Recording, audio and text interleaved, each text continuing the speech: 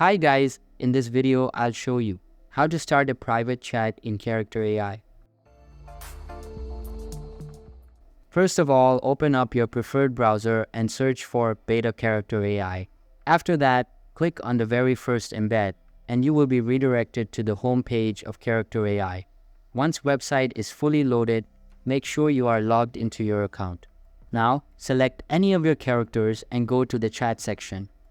Note that the chat you do with any of these characters are private and cannot be read by anyone else unless you share the chat link with them. So basically, you don't need to make your chats private with the characters because whichever AI character you choose to chat, your chats with any of them are completely private.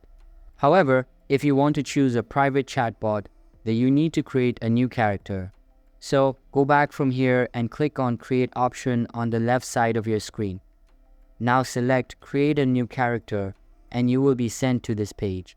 Here, fill all the required information like your name and greetings. Then in the Visibility section, choose the Private Chats option. After that, click on Create and Chat at the bottom of your screen and you will be sent to Chat section. In this way, you can make your chats private in Character AI. So that's all for this video. If this video was helpful, don't forget to subscribe and hit the like button. Thanks.